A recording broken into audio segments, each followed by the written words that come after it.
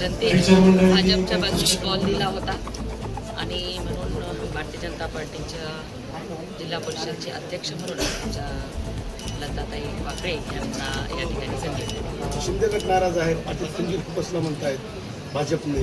नाही, आम्ही महायुतीतच सत्ता स्थापन केलेली आहे.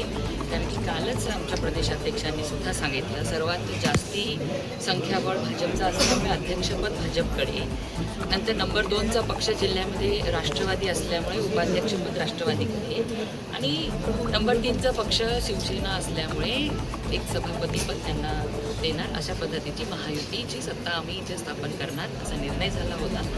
परंतु त्यांची नाराजी काय आहे तर मी त्यांना भेटल्यानंतर सांगू शकेन. सभापती ते आता नंतर ठरेल, कारण आणखी 8-15 दिवसाचा वेळ असतो त्यासाठी ते नंतर. अनेक वर्षापासून प्रशासक होतं, आता काय प्रायोरिटीज असणार? कामे पहिल्यांदा भाजपच्या हाती सत्ता आहे जिल्हा परिषदची. बघा, दर्जेदार शिक्षण, आरोग्याच्या सुविधा आणि गावाच्या सगळ्याच सुविधा ह्या चांगल्या पद्धतीने शेवटच्या घटकापर्यंत पोहोचवणं हे आमची प्राथमिकता आहे. तुम्ही सर्वसामान्य घरातला आहात, हलकट करून तुम्हाला जिल्हा परिषद अध्यक्षपदाची संधी देण्यात आलेली आहे. कसं पाहता या संधी?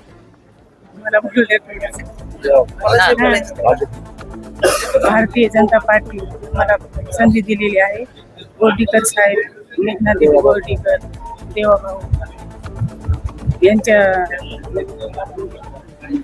संधी दिलेली आहे. मला अध्यक्षपद दिलं. मी सर्वसामान्य घरची स्त्री आहे, तरी पण माझ्यावर एवढी जिम्मेदारी टाकली. त्या संधीचं मी सोनं करेन. माझ्या शहबा सर्कलमध्ये जनतेचे आभार माने.